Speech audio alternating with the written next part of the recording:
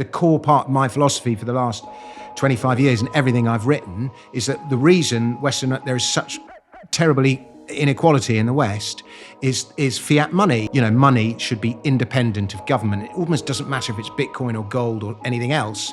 When one body in a society has the power to create money at no cost to itself, it is inevitable that that body will grow too big. And the reason we have such a bloated, inefficient state is fiat. And the solution is no fiat.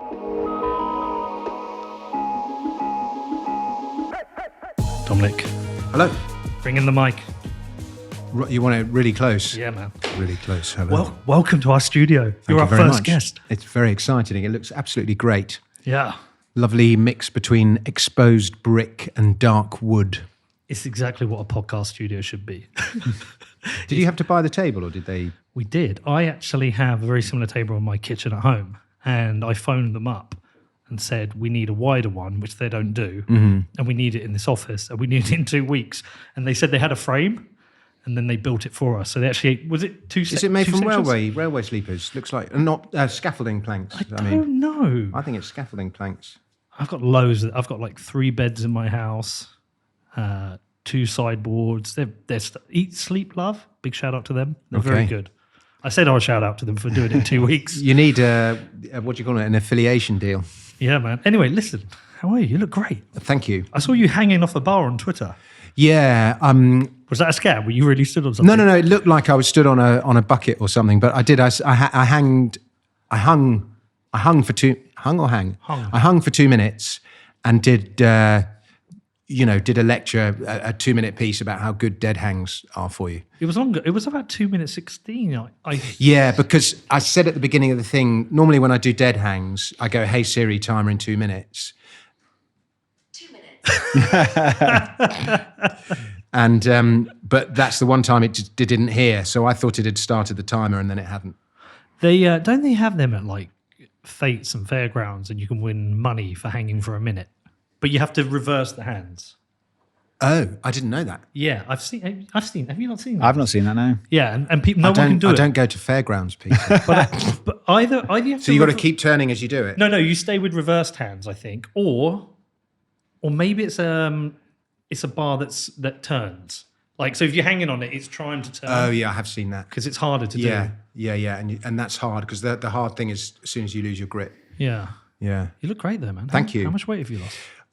I was 92 kilos at my heaviest. What's that in And stones? that would be 14 and a half stone. That's about, and now I'd be about 69 kilos, so I'm about 11 stone now.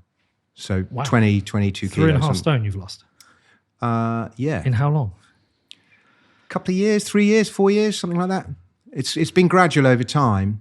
Problem is I only see you about once every 8 months. And I think I actually got to my fattest just before COVID started. Okay. About a year maybe before that. But that 92 is from like COVID, post halfway through COVID when everyone got really fat. yeah, well, I've always been really fat. Well, you look good. You've got nice big biceps. No, so I'm man. impressed with your biceps. I am. I got down, I think, to 12.5 stone when I got married 10 years ago. Yeah. And I kind of kept it off till I started the podcast. And then over 7 years, I've crept up to I hit 16 stone. That's a lot. I'm down at You're quite stocky though. No, I'm just podgy. It's definitely my belly. But I'm down to When 15. presumably you played football at one point. I did. I used to run a lot. I used to run every day. So when you were playing a lot of football, like in your 20s, what weight would you have been? I didn't play in my 20s. That's the point. So I went to uni. I didn't do anything from 20 to 30. And so I used to skateboard as a kid. Yeah. I wasn't big as a kid. And then I just gradually increased from like 20 to 30 to about 15 and a half. And then lost 15 and a half is like my stable weight. Okay. That I tend to Well, I think your body like gets used to you being a certain weight, Yeah. and then it keeps reverting to that weight. So you need to sort of persuade your body that the weight you should be is lower than the weight that it keeps reverting to. Does that make sense? Yeah. I think it's a lifestyle thing. It is. It's when you're traveling a lot. It's hard. I mean, the way I lost most of the weight was fasting. Okay. I mean, obviously eating better as well, but fasting is the big one, and it's really hard to fast when you're traveling. Whole day fasting? I did the 5. I tried doing 16-8, which is when you don't eat for 16 hours and you only eat it 8 hours a day. But I found that really hard there would always be 2 or 3 days a week when I went outside the window, especially if you drink, and I used to drink a lot. And so I found 5-2 the most effective. So 2 days a week, you can only have 500 or 600 calories. Wow. Okay, so you can still eat that. So what do you have in those calories? I would eat a lot of apples because they sort of fill you up. I drink shed loads of tea, and soup's very good because it fills you up. And cider vinegar. If you just swig cider vinegar, it does the same thing that Ozempic does. It takes away your appetite. And except there's no big cider vinegar pushing it in the same way there is Ozempic. But it's supposed to have all sorts of other benefits to you as well, cider vinegar. But it definitely reduces your appetite. You look great, man. Thank you. Has it been successful with the ladies being? Well, I had I'm 54 and I had a girlfriend who was 35, 36. There we go. That's what happened. For a long time. But unfortunately, that's no more. But it was definitely, like she liked me a lot and I liked her a lot. And it definitely, I felt the need to get myself into shape if I was to be with someone who's 20 years younger than me. She fell inside the half your age plus 7 catchment area. Are you familiar with that formula? I've heard that. It's one of the great mathematical formulas, but she fell inside that catchment. So I don't feel I was being, predatory or anything like that. In fact, she was being predatory because she was the one who came after me. But in any case, yeah. That means what's that, 20, 22, 29 and a half. How old are you? 45. But I don't feel like I can go under 30. I can't date someone. My son's age starts with 2. She came and saw a show that I had done, and then she'd written a film, and she wanted me to be in the film, and so we met up to talk about the script. And I thought she was in her late 30s, and then we met up for dinner, and she was like, we met up in the pub, and she was like, I'm 34. And I was 53 at the time. And I was like, oh, no, it's not inside the catchment. And I did exactly what you did. And so 53 divided by 2 is 26 and a half, plus 7 brings you 33 and a half. So she fell inside the catchment by 6 months. Just. And it was a big source of relief. Yeah. But you've been good. Yeah, I have been good. So, but I do think if you're trying to lose weight, it really does help to have a partner who you want to look good for. Yeah. And so that was definitely a big, and she was all into health and stuff. I really got, during COVID, we all got militant. We all took sides about everything. Yeah. And one of the things I took sides about during COVID was seed oils. Yeah. And, there's a lot of pro-Bitcoin people who are really against seed oils. And so, I just avoid them like the plague now. And the other big thing... In restaurants? Everywhere I can. Do you ask? Yeah, I do. And they a lot of the time in America, they're starting to get it. But here, if you go, are there any seed oils in that? Here, they don't even know what a seed oil is. I have to pretend that I'm allergic to vegetable oil. And but it's starting to gain traction, that one. But the biggest, what happened about 9 months ago is I got one of these, a Whoop. Yep. And which is basically a fitness tracker. But one of the things that Whoop does that the other fitness trackers don't do is it monitors what's called your HRV, your heart rate variable, which is the gap between heartbeats. And when you drink alcohol, you want a high HRV, but when you drink alcohol, it plummets. And as a result, every morning you look at your sleep score and you just get relentlessly told off by AI. And I love booze. I love beer. I love wine. Never been that much of a spirit guy. I would do because I like drinking cocktails and stuff. But, beer and wine I would drink almost every day. Bottle of wine easily. Nice red wine. Just love it. Always have. I did not want to give up booze because, I work as a comedian. I think I'm funnier after I've had a pint apart from anything else. I just like booze. But this thing just started breaking my balls every morning. And I got this almost coming up for a year ago. So I just stopped drinking. You don't drink at all? I had 2 pints last night for the first time. And maybe I would say I have 2 pints every 3 weeks, something like that. Okay. I had 2 pints last night and it was only because I met up with my ex.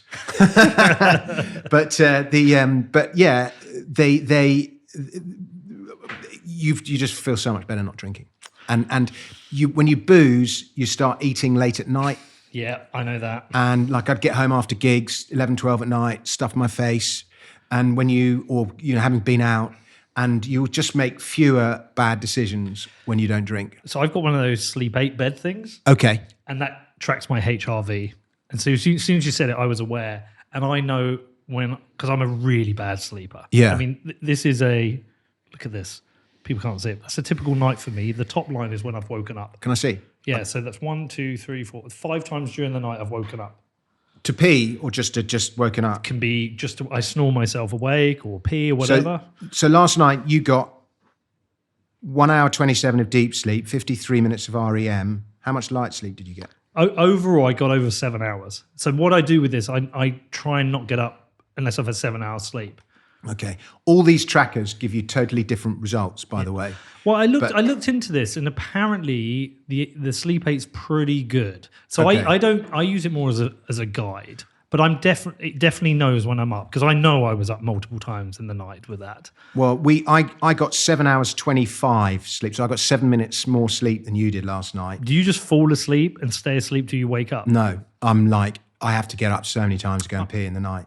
But I got 2 hours of deep sleep and 2.5 hours of REM. I don't know why. That's not normal for me. Do you ever just wake up and you don't know why? Even if you time. don't need to pee? Right. So this But might be then worth- like 5 minutes later, my body says I need to pee, even if I don't need to pee. I just think it's in the habit. So I wear a gum shield now. Yeah, for sleep. I didn't have it last night because I'd left it downstairs.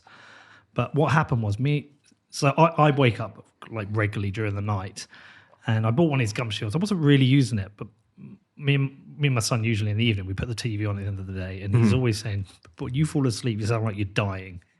He's like, "It's awful." And So you breathe through your mouth? yeah, but I think I wake myself up with it. And so I bought one of these gum shields that you just put in your mouth, and he didn't even know I'd fallen asleep. He said I was pretty much silent. So when I wear that, I may wake up, I don't know, twice in the night, and I get almost 3 to 4 hour batches of sleep. It's total game changer. You can get one on Amazon. Yeah. Did you grind your teeth? Nope, not a teeth grinder at all. No, Okay. it's pure snoring. I use death. mouth tape, and I found that helps a lot. Well, 'cause I you're think not I meant breathe to through my nose anyway, but that helped. Yeah. Well, And I've got silk eyeglasses. you're so I rock find and roll. they help as well. They do, and but yeah, I still wake up loads. Well, you look great, man. Thank you. We, But sleep is definitely the new gym or whatever. Sleep is the new something. Yeah, I've been scared into taking care of it by reading quite a bit about the effect it can have on your heart. And I'm 45. Yeah, and your memory. Yeah, memory, cognitive function. I remember a few years ago hearing people talk about people who lived in the Amazon, Amazonian tribesmen. And one of the big things they found when they were sleeping in huts, not sleeping in the open, but started sleeping in the huts in villages or whatever, is how much better nights sleep they would get because they didn't have that half an ear listening out for a jaguar or whatever the predator is in the thing. So this idea that we used to sleep really well, I bet if you're like a Kalahari tribesman, I mean, obviously if you sleep in a hut, you're going to sleep better. But I think we definitely don't sleep well now, and we abuse our sleep, to have our lives of phones and work. But I'm not sure, there was this golden age of sleep at some point in the past. I think it's something we've, abused, all of us. I don't think we're meant to sleep in a fixed 8-hour period as well. I think it's meant to be 2 sets of 4 hours. You know about the Victorian Yeah. second sleep and all that. Yeah. Sometimes I'd wake up in the night and there's literally no point in me trying to get back to sleep. I'll just get up and go and write something for an hour and then come back to sleep again. That does happen sometimes. How is that all going? What, the sleeping? Writing. Writing's good. I've A finished lot of content. changing the subject. Yeah, I've written a book about gold. Oh, okay. So I've submitted the first draft. I've just had some comments back. So I'm just working on the second draft of that at the minute. That comes out next year. And It's Peter Schiff writing the forward. your main man. He was such an idol of mine when I was first found out about Sound Money and all that. His book but yeah. Anyway, let's not go there. And then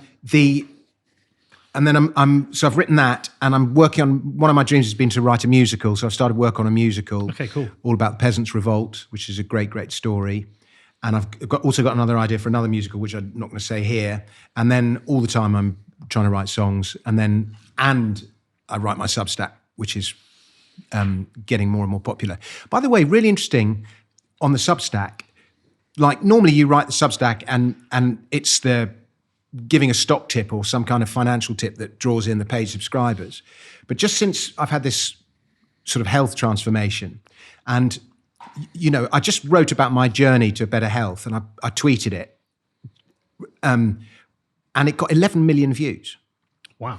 Just like a thread about how I'd lost weight. And it said things like get a Whoop, do the 5-2 diet, avoid seed oils, avoid alcohol, just pretty standard stuff. 11 million views. And I was getting replies in I don't even know what language they were, Arabic or some, languages with different alphabets.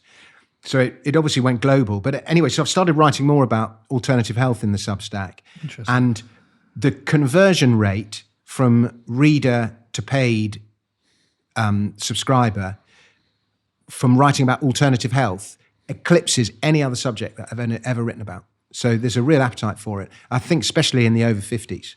Interesting. So I'm looking at potentially rebranding as a sort of over 50s influencer, health influencer or something like that. I'll be checking out your TikTok. Yeah. Do you know, I made a TikTok. This is quite funny. I made a song about Keir Starmer, one of my comic songs called Captain Flip Flop. And I put it on Twitter, and it got like 600,000 views just before the general election. So it was an on-topic satirical song, and it had like 100,000 views on YouTube. And I put it on TikTok, and it got 27 views, and it got banned for electoral interference. So TikTok's become the new hotbed of den of censorship, I think. Oh man! Well, listen, there's a lot to talk about with him as well. Yeah, there is indeed. I mean, look, there's a reason we wanted you in early on this our new podcast. Yeah. Because we don't want to just talk about Bitcoin anymore. Mm-hmm. We've kind of we've done that to death. We've talked about it so much, and also it's become a barrier to talking to people about other things we want to talk about. And so when me and Danny, we were talking about various people that we thought who should certainly be within our first few guests. Yeah. I tread the divide between Bitcoin and normal people. Well, look, I mean, can we talk to you for 2 hours without even talking about Bitcoin? And we can. And also, you did that brilliant piece in my film about inflation, which I definitely want to talk about. But sure. We would go away, we'd go on these trips and would travel and have all these brilliant conversations with people, and we'd get back and I'd try and talk to people, and the Bitcoin would always be the barrier. Yeah. Even though I knew they were running into the same inflationary pressures as we were. And so you were a very easy early choice to get on the show. Well, thank you. I still like Bitcoin a lot. Me too. And I get why you've moved on.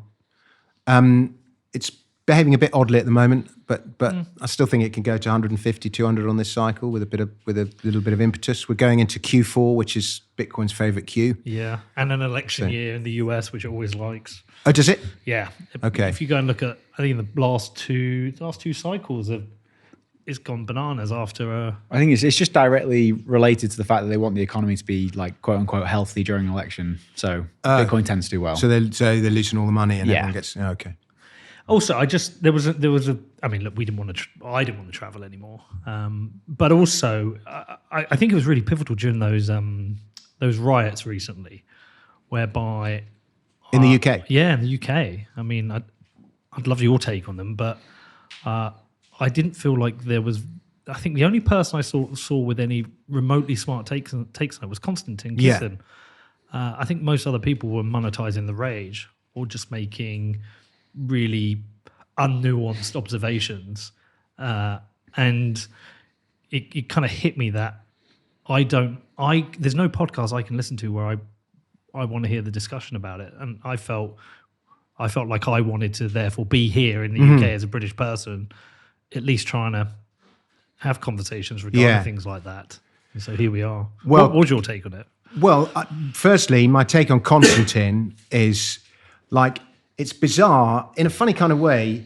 I almost started out, I wouldn't quite say I was his mentor, but I, used to go and watch him do gigs when he was playing to like 3 people, and, I helped him a bit.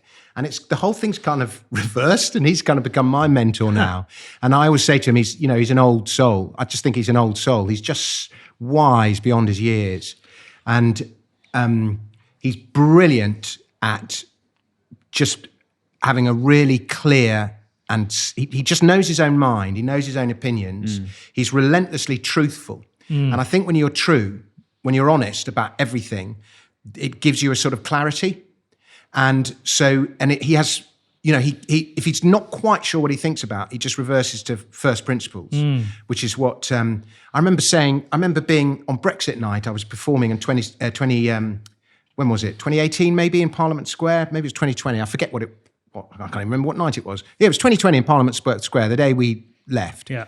And I was talking to Farage, and Theresa May was Prime Minister, and I was saying, one of the problems with Theresa May is that, she's wishy-washy. You don't know what she thinks about anything.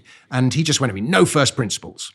And, think about Thatcher. She had first principles. So when she didn't know and your philosophy becomes your guide. When you're not sure what decision to make, if you've got a clear philosophy, that becomes your guide. And Constantine has that clear philosophy, and that's why he's able to just articulate things so well.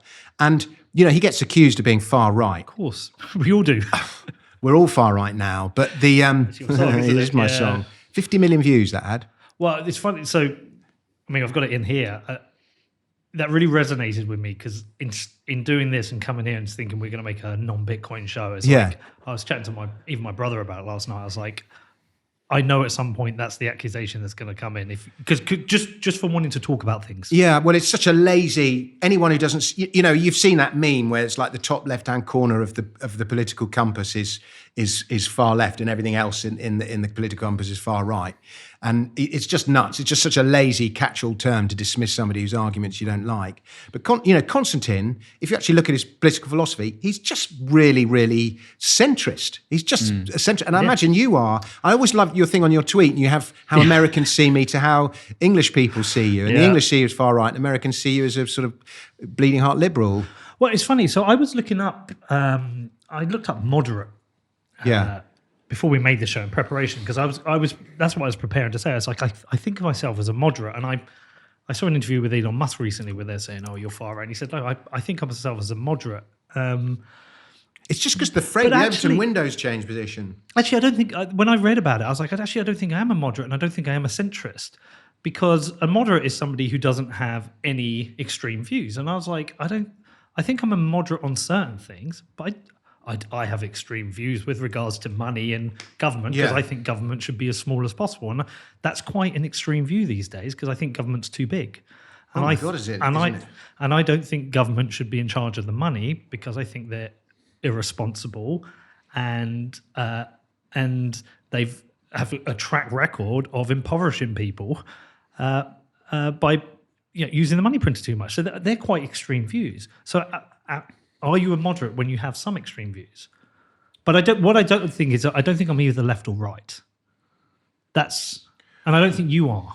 Well, do you know what I mean by when I say the political compass? So you have it's left and right. I just think left and right is just a really convenient frame, but actually it's bollocks. Do you know the background to it? Yeah, it was just a lazy. Good, tell me. So I only discovered this about 2 weeks ago. There's an interview in Time magazine with Bukele, the El Salvador president, and I actually wrote it down in here. So he said the division originated after the French Revolution. It's essentially as basic or absurd as saying those who supported the most revolutionary ideals sat on the left side of the hemicycle, while those who favoured the most monarchical ideas sat on the right. Thus, they were labelled left and the right. Since then, all countries have been influenced by the seat distribution established in France. It was seat distribution, left or right. Yeah, that sounds about right. And there are loads of things in the world that just because they've become habit, they've become like totally established. And one of that left-right, because I see things much more authoritarian, libertarian, and I'm probably more of a libertarian than you are, but we're both on the same page as far as, money should be independent of government. It almost doesn't matter if it's Bitcoin or gold or anything else, as long as it's get it away from them. The reason why, the core part of my philosophy for the last 25 years and everything I've written is that the reason there is such terrible inequality in the West is fiat money. And fiat money is, and fiat, and, I buy all the, fiat food and all those extensions of it. And when one body in a society has the power to create money at no cost to itself, it is inevitable that that body will grow too big. And the reason we have such a bloated, inefficient state is fiat. And the solution is no fiat. Now, you listen to some people, and that puts me to the right of Mussolini. You fascist. Do you know what I mean? And it's literally, and so when I do that political compass, I'd like to be neither left nor right, but at the bottom in the middle. Do you know what I mean? That's where in my head I'd like to be. But whenever I do it, I always end up being centre-right, libertarian centre-right. I'm sort of in the bottom right quadrant, a little bit right of centre and a little bit below centre. Yeah, I think I am as well. I'm trying to remember when I did it. I've put it. It's up on my Twitter because I did actually do it. But I think it made me more libertarian than I actually am. Oh, did it? Yeah. It made me less libertarian than I am. But that's because it made me judge things which I didn't want to have to judge. I didn't like the questions. I didn't like the way the whole thing was framed. But you're absolutely right. This whole left or right, it's a stupid. We've seen it like mad. Once upon a time, Thatcher, that worldview, that Thatcherite worldview, and the sort of Corbyn, Bennite left-wing worldview, they were sworn enemies. But in the last kind of 4 years, there's this weird, Brexit's got a lot to do with it, but it's happened in other countries as well, this weird alliance between those two extremes of the horseshoe, if you like, has formed. And then you've got this sort of technocratic middle. It's a horseshoe. Yeah. So I didn't even vote in the last election. I haven't voted in the last, I think, 3, maybe 4 elections for a couple of reasons. I mean, most reason why there's no one to vote for. I mean, there's nothing I agree with. But I find the whole idea of... Did you vote in the referendum? I did. That was a really weird one because I was convinced to vote for to vote Brexit. I wanted to exit. I was convinced smaller government was better. I didn't know anything about the European government.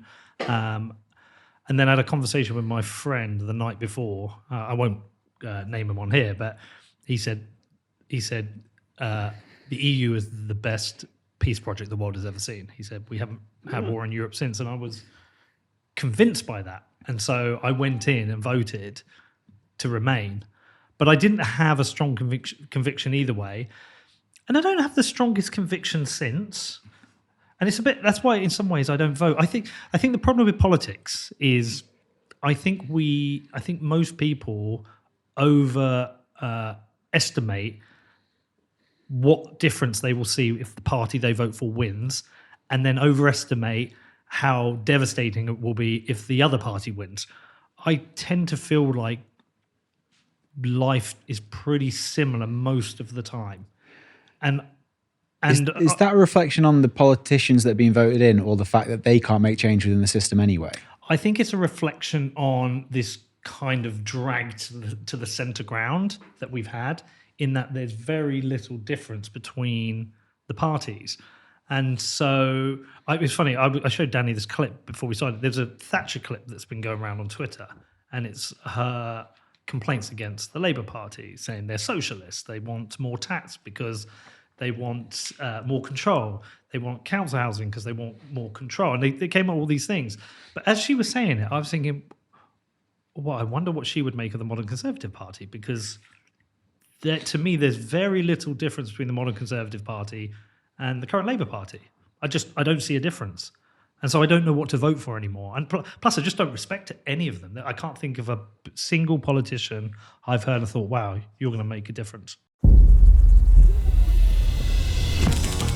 The humble bee, a keystone species crucial to the survival of Earth's inhabitants. Here's how things would look if bees vanished. And here's how they'd look if humans vanished. It's a tough pill, knowing the Earth is better without us. But imagine if instead, we became a keystone species by doing things the right way, by taking responsibility for our actions and becoming the solution. Iron mines the world's most responsible currency the right way. Because the future depends on it.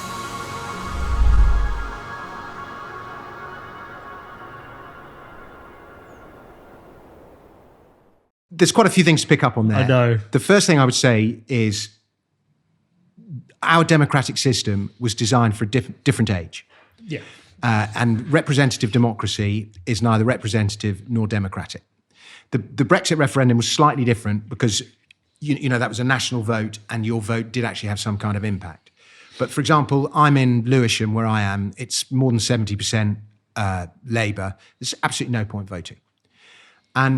But the idea of representative democracy is that you would elect one local guy who would go and represent the interests of the local people in Parliament, which is fine, and it worked for the time that it was designed, but we're just in a different age now. And, you know, I'd personally like to see a much more direct form of democracy. So, for example, we have, you know, should marijuana be legalized? You hear the arguments whether marijuana should be legalized or not. You get your phone out, you go, yes, marijuana should be legalized, and then it's the job of the politicians and the civil service to administer that decision. And that would engage people much more in the democratic process, but that would be utterly intolerable to the sort of technocratic authoritarian centre who believe they know better than you. You know, the last thing they want is letting the people have a say, because look what happened with Brexit.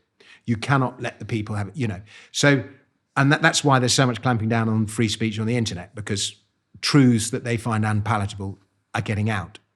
So anyway, that democratic system is the, and people go, well, you can't, because if you had the death penalty, people would vote for the death penalty, and that's why you can't have direct democracy. That's always the standard argument that gets used. Well, I can think of some people that should get the death penalty. well, exactly. Without wishing to sound too extreme, you know, in some cases, the death penalty is the right decision. Now, there's always going to be miscarriages of justice, and that's why they got rid of the death penalty. Yeah, and I agree with that. Do you know the last person who was hung in Bedford? Oh, was he? James Hanratty. Was that not let him have it? That wasn't him. I don't know. I just know it's James Hanratty, and it was in Bedford. We're famous for few things. That's a good one.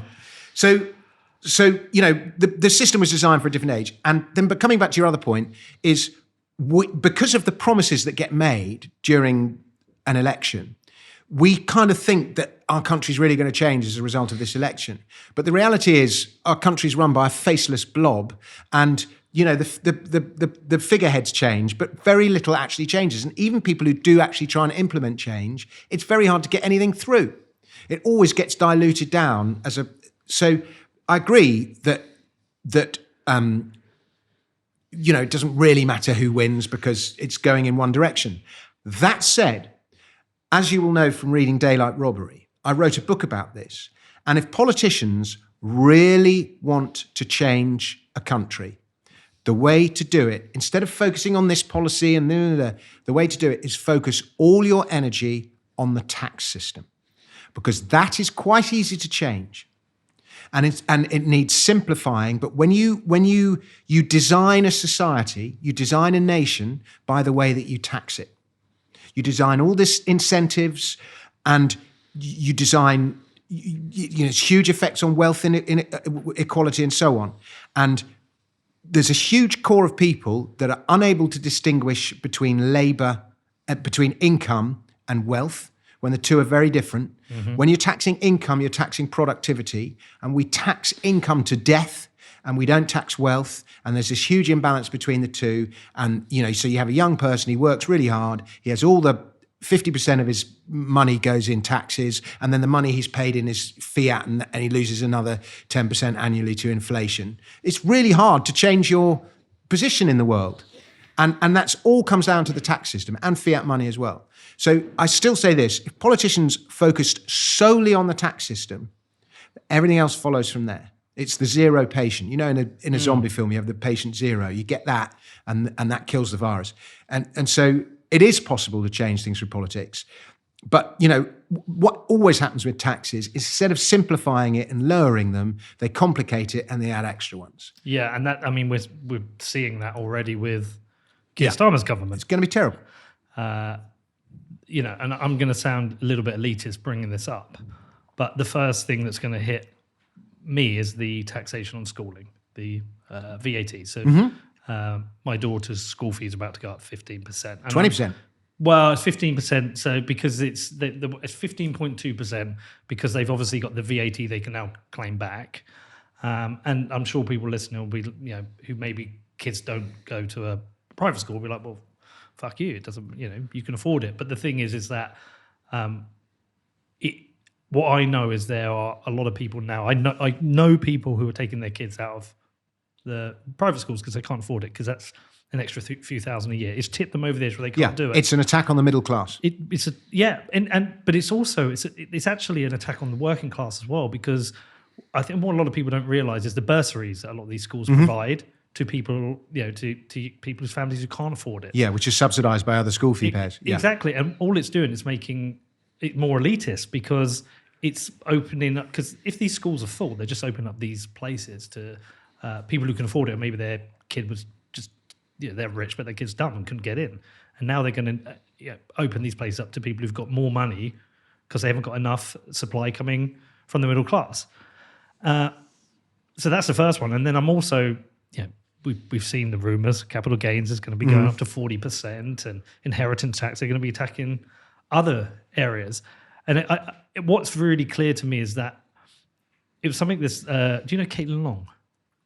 Caitlin Long? Yeah. Yeah. So what she said is, How do I know her? Who is she? She. I mean, where did she? She's a journalist. Is that right? No. She runs. I mean, she runs a bank now in the US. Yeah, she has Custodia Bank, which is a bank that's going to be, well, attempted to be fully reserved. She tries to do it through the Federal Reserve, and they refuse to license, so she's doing it without them. Because having a fully reserved bank is apparently a threat to the system. Yeah. Can you imagine? But she said the problem is that governments are running out of bullets because they can't take on any more debt because it drives inflation.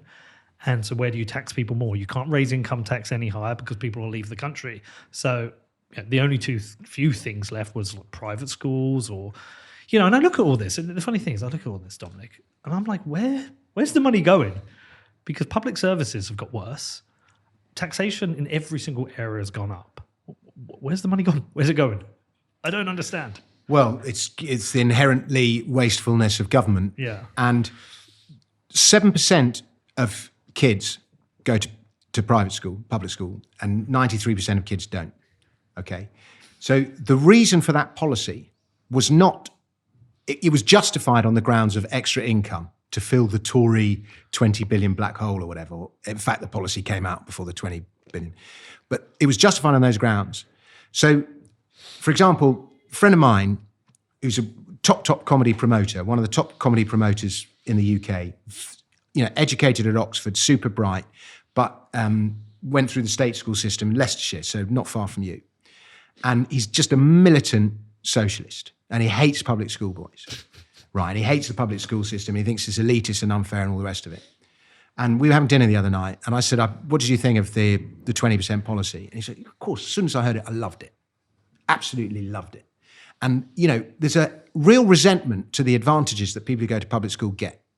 And so it will have appealed to that envious streak, that jealous streak. But, you know, but then Ed goes, but of course, I realise it's an absolute nonsense, because all you're doing is increasing the burden on the state sector. And it's actually going to cost money. Yeah, because it's going to put more kids in state schools and those schools. So I agree, and then those schools are already unable to cope, and they're going to. So I agree, it's a stupid policy. But as soon as I heard it, I was just like, yeah. And so that's what that policy was.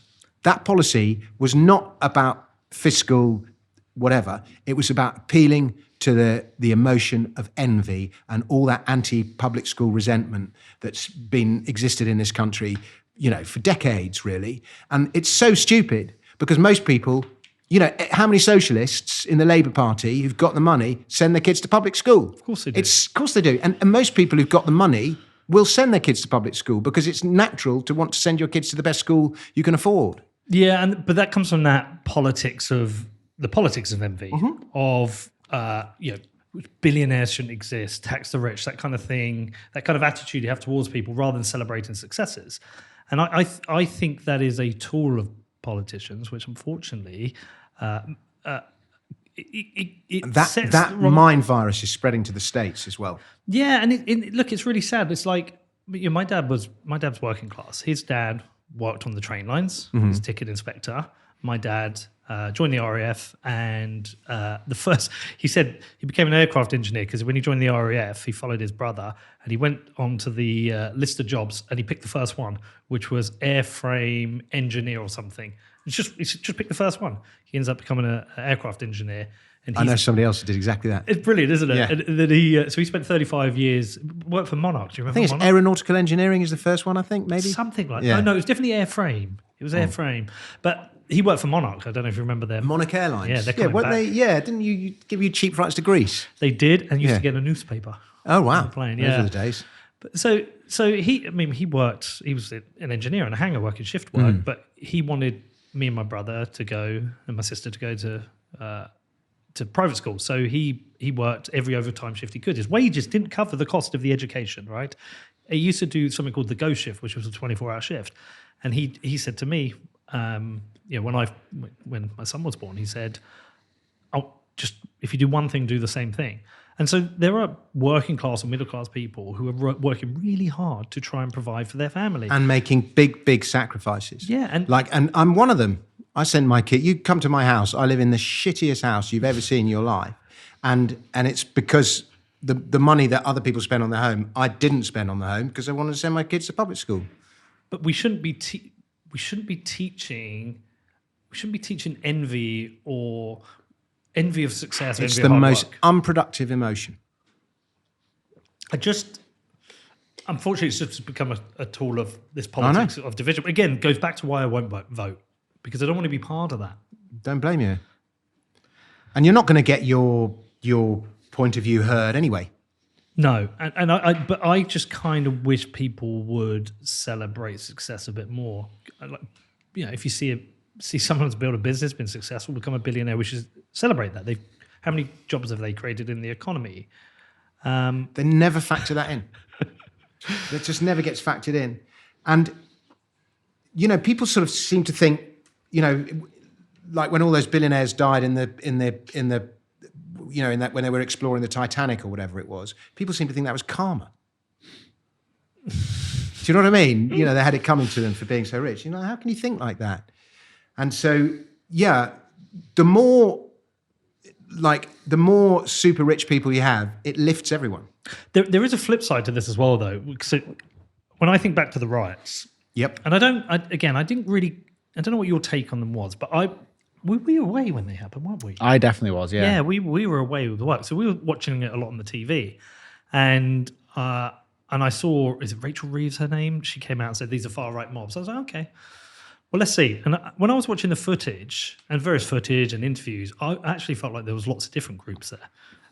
There was far-right groups out there. But I also noticed there was lots of young groups of youth out there looting stores. But there are also some well-articulated people from across the socioeconomic spectrum, working class, middle class, and upper class. And those were the most interesting ones because they're all saying similar things.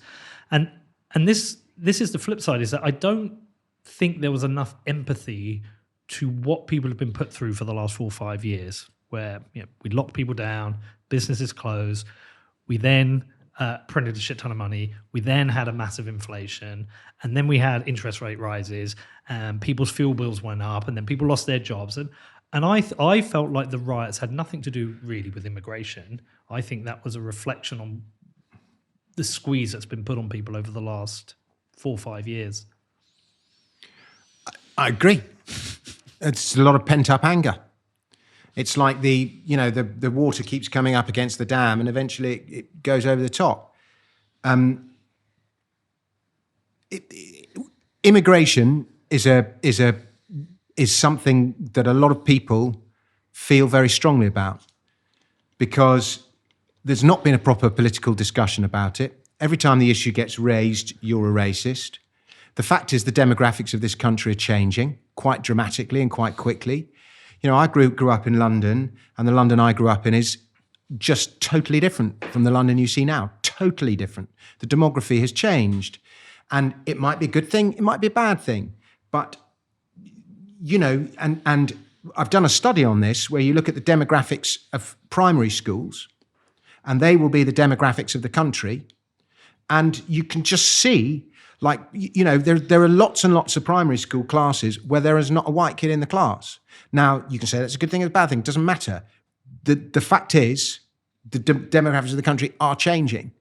And if you look at the demographics of the primary schools, that will be the demographics of the country in 15, 20 years' time.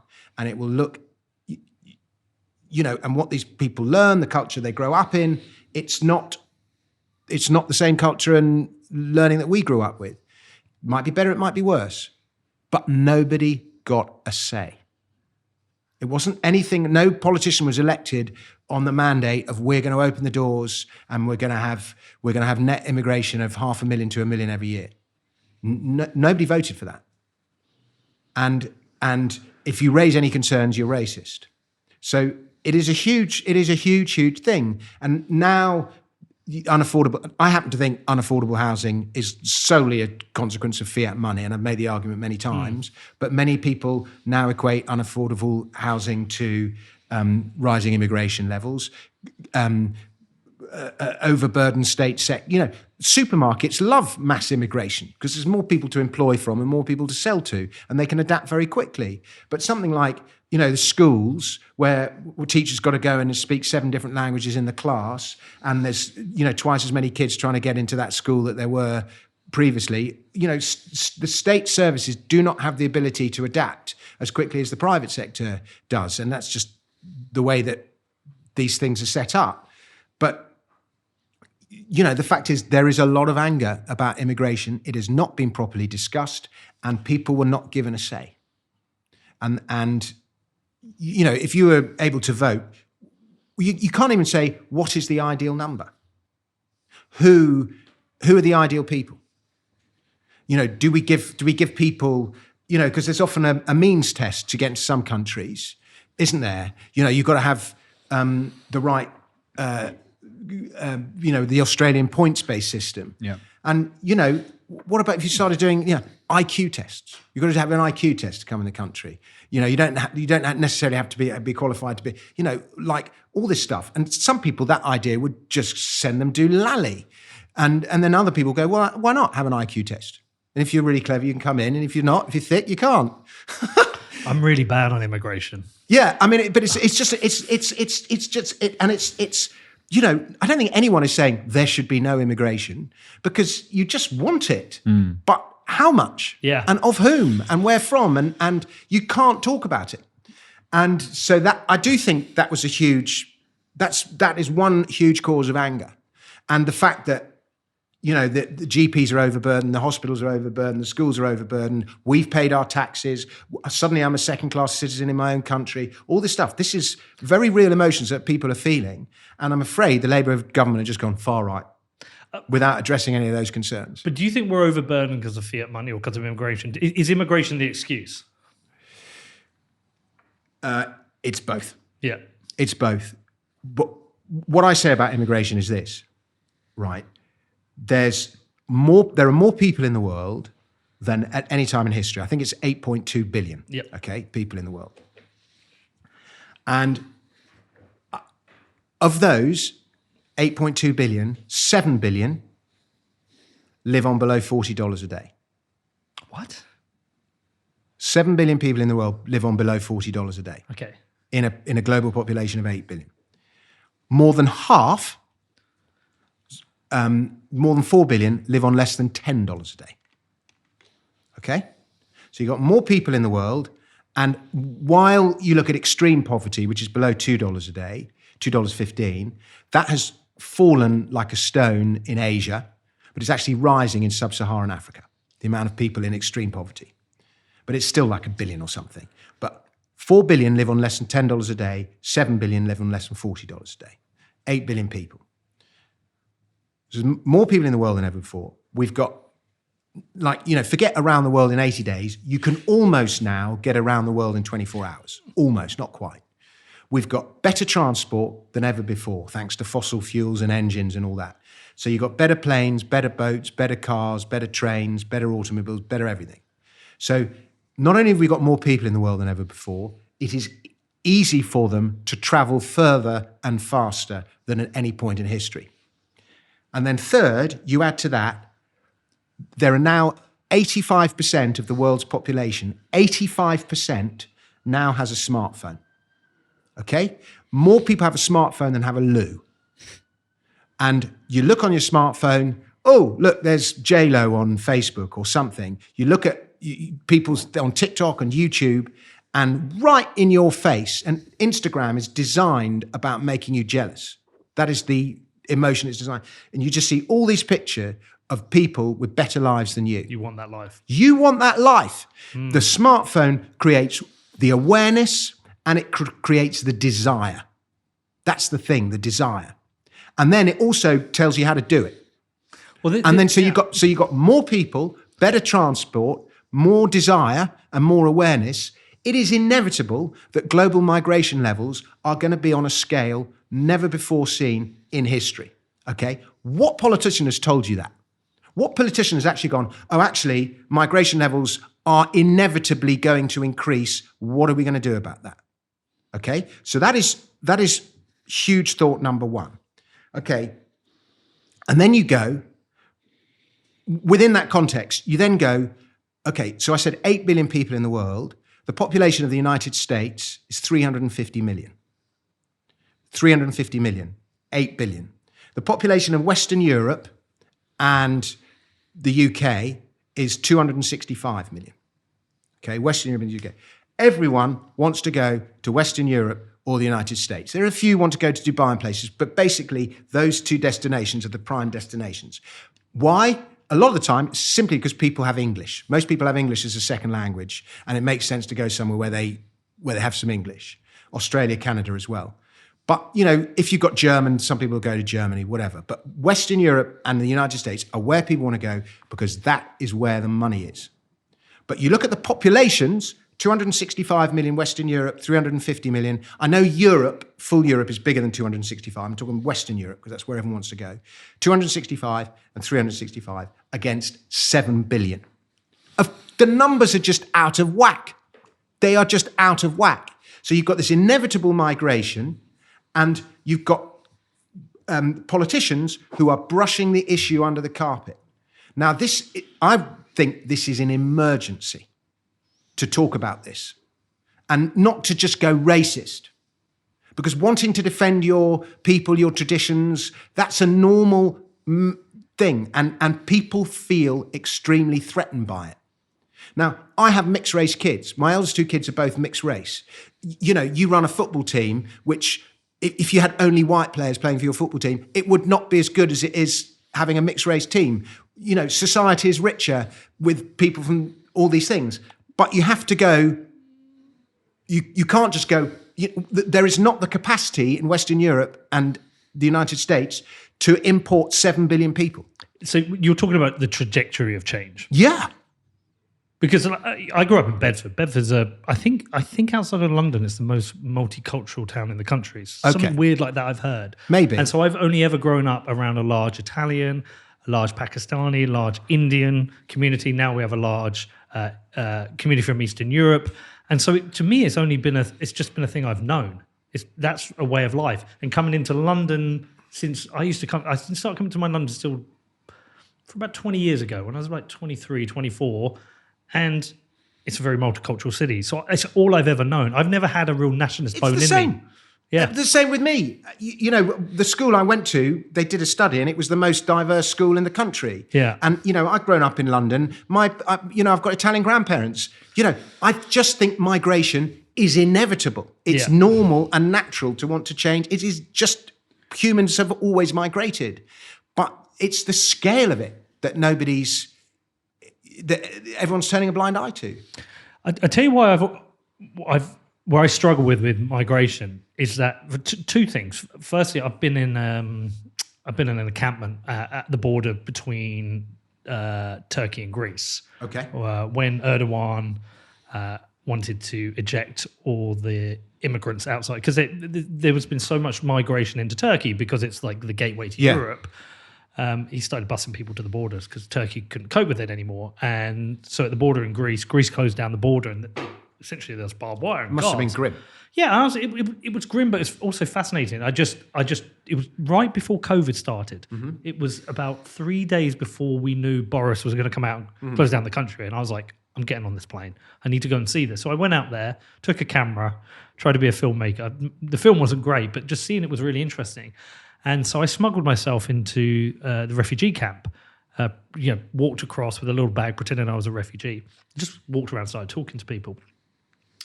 And there were families, men, mainly men, but I remember meeting a pregnant woman, and from all different places, from Eritrea, Afghanistan, Iraq. There's a lot from Syria at that time, wasn't there? Yeah, a lot from Syria. But there was a consistency of what people were talking about. So firstly, people would say, it's just young men coming. The reason it's young men, they come and establish themselves because the journey is generally too dangerous for women and children. I mean, we just saw a migrant boat sink yesterday. Yeah, 10 died. I think it was 10 women died of 12 people. Right. These journeys are too dangerous. So the men tend to go and set up. And young men have always been the buccaneers. Yeah. That's what happens. We're the young men are they're the buccaneers. They're the brave ones, But the people are saying there's no jobs where I am. I cannot work. There's no job. Or it's a war zone. Or it's in Bedford. No. The people I met in Turkey. Okay. Or it's post-war zone. Of course. So I've always been conflicted because I'm thinking, well, in your shoes, I'd do exactly the same. So that's the first thing I'm conflicted about. But the second thing I've become even more conflicted about, something I learned about recently. Alex Gladstein wrote a book about structural adjustment. The fact that we evolved from physical slavery to economic slavery.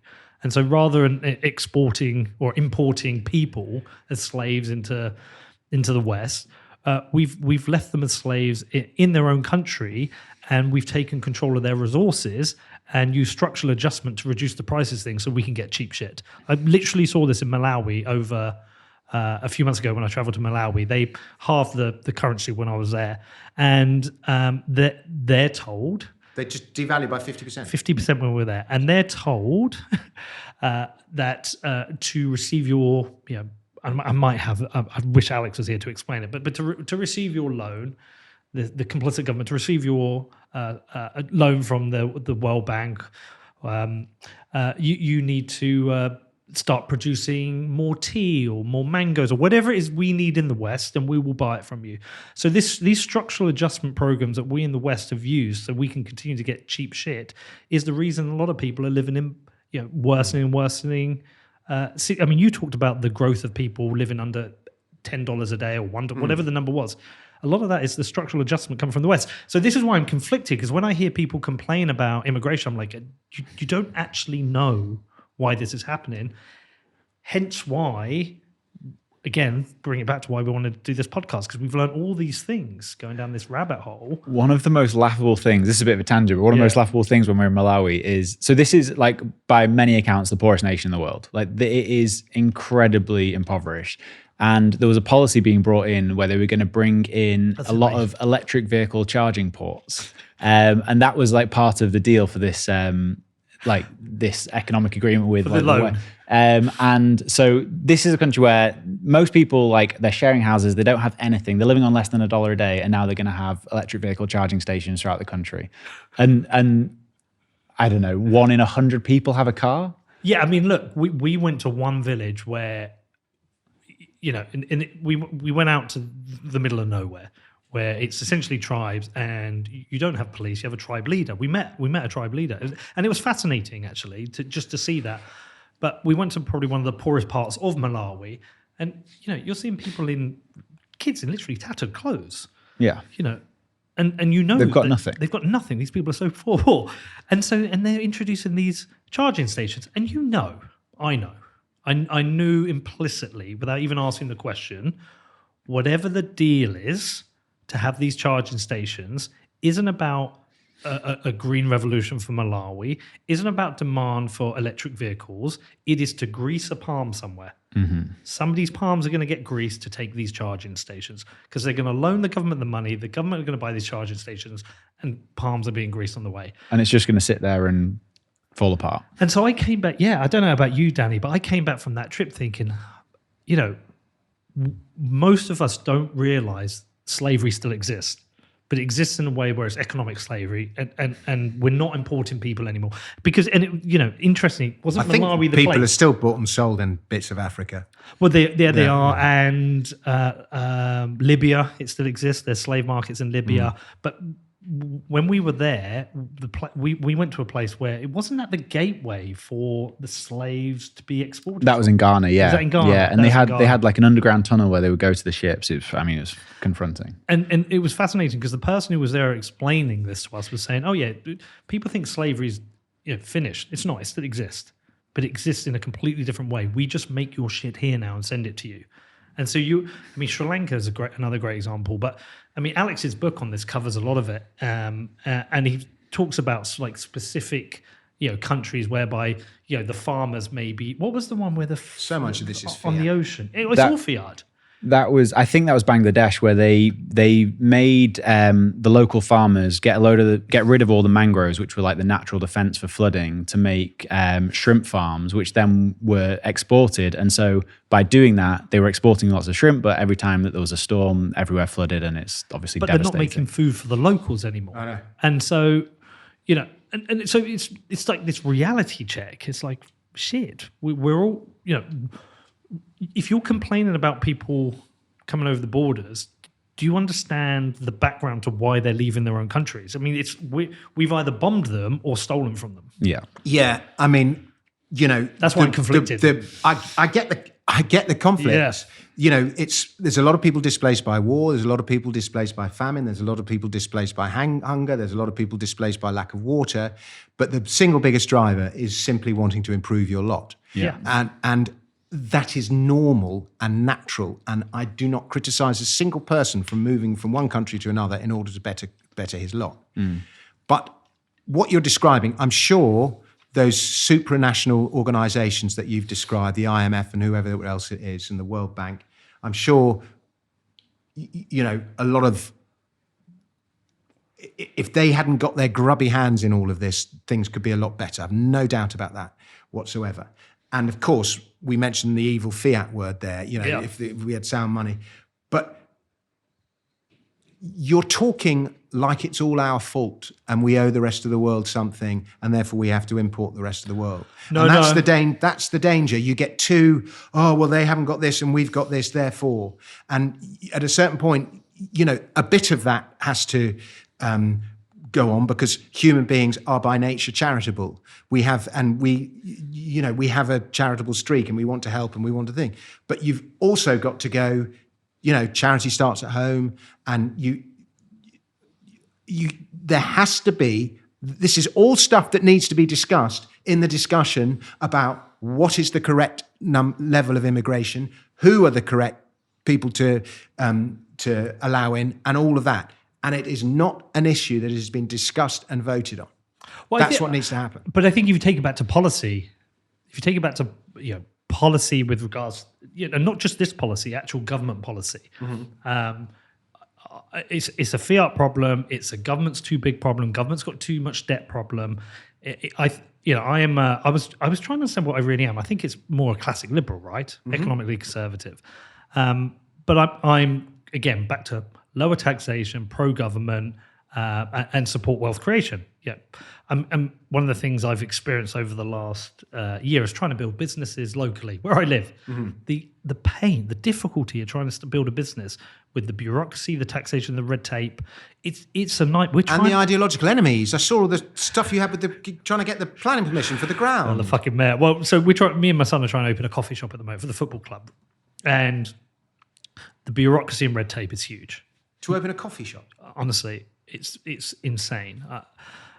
But add to that the business rates, add to that the employment law, which is also going to change under the Labour government. I'm amazed that many small local businesses still exist. Now, there's a big rotation. I've started to notice it with my own eyes in Bedford. Something will open, 6 months later it's gone. And I think a lot of them are just trapped, unable to generate enough profit to beat the hurdle of the bureaucratic cost and taxation. And so I go back to the classic liberal principles of like lower taxation, smaller government. If all that existed, we gave less free shit away. I think the migration coming in, net migration, would be to help support the wealth creation. But I think all the economic incentives are screwed. And I think that's what's one of the primary problems.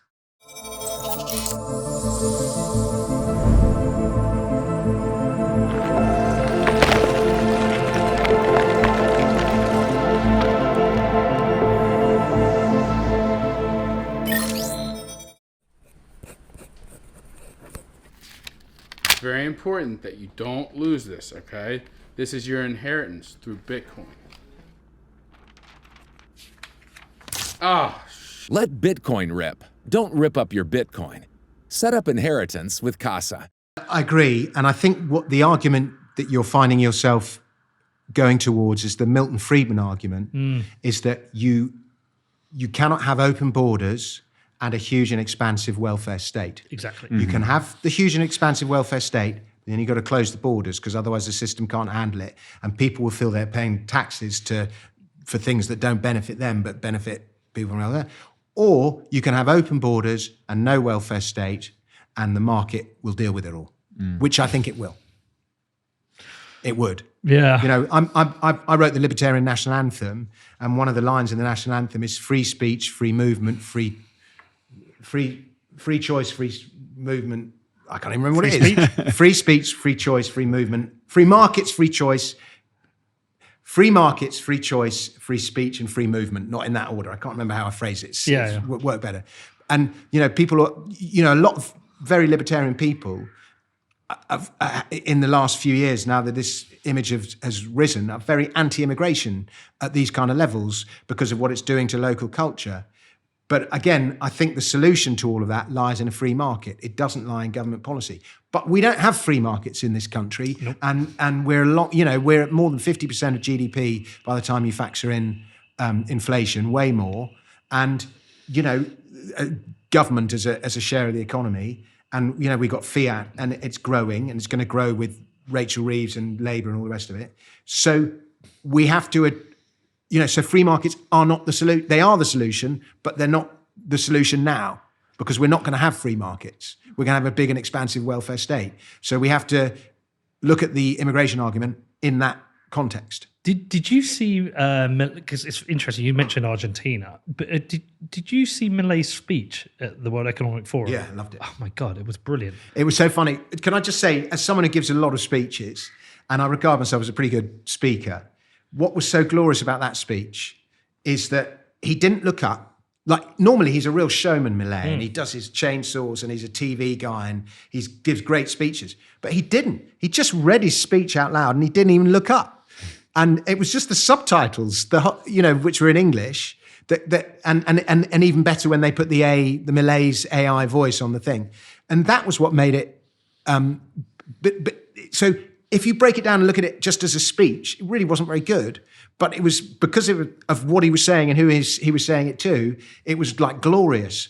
And I'll just give you a very interesting stat about that. And it shows you the way that politics is. On the day that speech came out, if you looked at the speeches on the World Economic Forum and the number of hits they got, okay, Milei got 10 million views, 10 million. And the next most viewed speech was Macron with 21,000. But Macron has the power. And Macron is the old democracy, the old power. And libertarianism is the political philosophy, the belief system, the religion, whatever word you want to use, of the internet. Yes.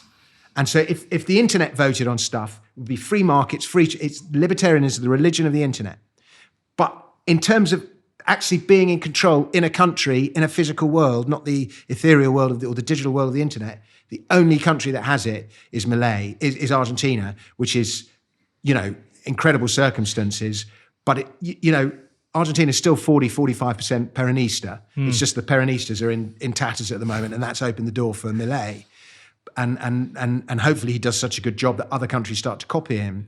But the reality is libertarianism is the religion of the internet, and that clashes with the political philosophy of the real world, which is the likes of Starmer and Macron and Kamala Harris and whoever else, which is much more technocratic. We know better than you. All the last thing we want is free speech. All the last thing we want is people having a say. Well, there's a distinct lack of understanding of the basics of economics. I'll say. And look, I'm not the most Especially intelligent amongst economists. I'm not the most intelligent, but I think I'm kind of smart now with regards to economics. I think I understand the basics and the incentives. And the problem with smart economics, it works against your what a lot of people they're kind of the empathetic side of their kind of I don't know what part of their brain, but there's like an empathetic side of you that wants to help people. But it usually works against economic reality. But the great thing about that Milei speech is the amount of people I don't know if those 10 million, how many people I sent it to, but he articulated what I think I felt over the last 10 years. But he said, look, here's a blueprint. We've been through this as Argentina, and this is what you're doing. And it's kind of like... That was glorious. Yeah. And I kind of felt like this is something... How do you encapsulate everything of what he said and getting that into the hands of everybody? Get into that point of critical thinking.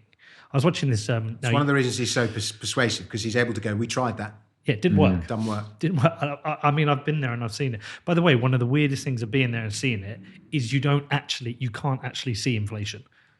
It's a weird thing. I expected to see inflation, but it's day to day you don't see it. You turn up, Starbucks exists. The restaurants are full. You don't physically see it. I saw it in Venezuela because inflation was so bad. But kind of 50s. Did you use dollars or pesos when you were there? In Argentina, I used pesos, dollars, and Bitcoin. I used all three. But I went through the experience of buying it. But if you're there for a week, you don't see inflation. No. Your money lasts a week without really changing too much. You do get robbed if you use the official exchange rate. If you use the cash machines. I actually used a money dealer. So I got money, to get US dollars? Yeah. But can you go in with your US dollar bank account and withdraw US dollars? Or? You can, and it's probably a fair market price now, but it wasn't when I was there. It was before the elections, and so there's the rate and the blue rate. But you can't get actual. I think Dominic's asking if you can get dollars out of the cash machine. Oh, you could. Oh, can you? Yeah. But they set they set their own rate. They didn't. It wasn't the market rate, so you would get half the dollars that you should get because they would keep the rest because they're so desperate. For dollars. I assume under Milei he's got rid of that policy. But you don't see inflation. It's a weird thing. Yeah, I was in Turkey earlier this year and it was similar there. I was just expecting, you have people walking around with wads of cash and there's everywhere you look, people are trading hands. But they're just, as soon as they put their Turkish lira in the bank, they're transmitting it straight away into dollars and euros. In order to escape the Turkish lira. But people still want to trade. It's a human instinct, and they will carry on trading, even if the medium is shit. Well, it punishes the poorest people. Yeah. Because that's the thing I did see. And it punishes the young. Yeah. I'll give you two things on that. Firstly, it punishes the poorest because the poorest have to use the peso. They don't have access to markets and Bitcoin. And also, they're limited with the dollars they could get. And if they went beyond there was a limit of something like $200 a month you can get. If you went beyond that, you wouldn't get your welfare. So they would trap you in the peso. But the saddest thing I saw, and when I we went to this rugby match, and we're chatting. There's a group of guys around the table, and all their kids have left Argentina. Now Argentina is very much about family and culture, and family gets together and they have big steak dinners, and it's incredible. But they're all saying kids are in America or Australia, England. There's a brain drain because there's no jobs, there's no opportunity. Now, obviously, Milei is reversing that. But that's the thing you want to... how do you package that up and deliver that to a whole nation and say, it doesn't matter whether you vote Labour or Conservative. The trajectory of national debt is that it's going to get worse and worse. We're heading in the direction of what Argentina have been through. How do you get that to everybody? Yeah, it's impossible. It's like there's this train, and the train is obviously going to this destination, and the only thing that you can change is the speed of the train. And that's where we're going. And Peter Thiel wrote an essay in 2008, which isn't, it's not the greatest essay in the world, but because Peter Thiel wrote it, you sort of have to give it that much more credence. But he made a point you call the education of a libertarian. But the point he made is that you cannot achieve political change through politics. Now, Milei is slightly different. Yeah. But if you want to achieve political change, you have to do it through new technology, which the internet is doing. Maybe not, it is to an extent anyway, or new frontiers. So he talked about seasteading, which doesn't seem to have worked for some reason. I don't quite know why. And, frontiers in outer space, and obviously new frontiers in cyberspace. But technology, changes politics. If you invent gunpowder or the printing press or whatever it is, politics changes. But he just said, if you try and achieve it through politics, you're wasting your time. And Argentina would be that breaks from that, Argentina. But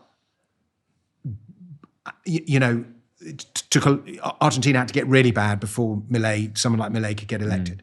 Yeah, I think there's especially in the UK, I think there's perhaps a distinct lack of understanding what there is a libertarian option as an idea. I think if you went out, you can't the two-party system. It's just impossible. What? But if you, we're get here like in Steve Baker or Jacob Rees-Mogg or someone. You'll have like a libertarian in the Conservative Party who everyone just laughs at. Yeah, well, Boris used to say he was a libertarian. It's like, come on, man. But if you took a walk down to Trafalgar Square, ignore the tourists, people who live here in England, you said to them, explain the Conservatives, explain the Labour Party, explain the Libertarian Party or libertarianism, and about 10 people, how many do you think would truly understand what libertarianism is as an idea? Oh, it's just some evil right-wing American thing. Yeah, with guns. By the way, it's one of those things. I doing the show we met a lot of libertarians, and it took me a long time to fully understand their point of view. But my main struggle with libertarianism itself is that Nick Carter said it to us, didn't he? He said there's a conflict with libertarianism. Is that to be an idea that can be successful, it has to accumulate power, which is antithetical to libertarian principles, which I kind of like. I ummed and ahed about that for a long time. But what I kind of came to the point was like, I don't think government will go whether you like it or not. It's a thing that's going to stick around for a while. But if you want to have influence, libertarians have to be able to come to a set of agreed policies that can appeal to people. And going back to your point on and taxations, where you can make a difference. Yeah. I do think just fix the money, fix the tax system. You don't even need to really fix the money if you fix the tax system. But, the one follows the other. Is there a solution in your book for that? The actual levels?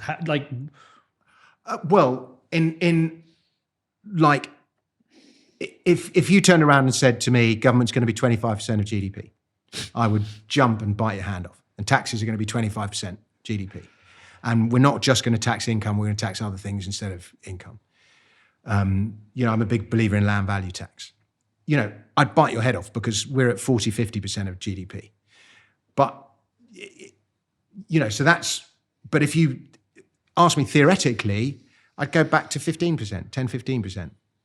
Yeah, I think you said that to me a long time ago. I think one of the first interviews you did, you said, I'm not anti-tax as a principle. It's inevitable. Yeah, it's inevitable. But there's good taxes and bad taxes, and there's good amounts and bad amounts. Yeah, when you're paying 50, 60, 70% of your income. But yeah, and they never factor in inflation. And the inflation measures they use are fraudulent. They're fake.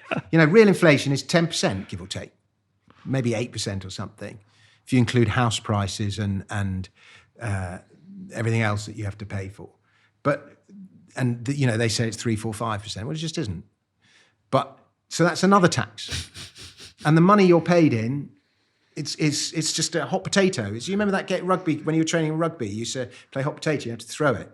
Money's like that. You've got to get rid of it quickly and turn it into something else. Well, that's one of the ways I've found is an easier way to explain Bitcoin to people, is that with fiat money, you try and get rid of it as quickly as possible.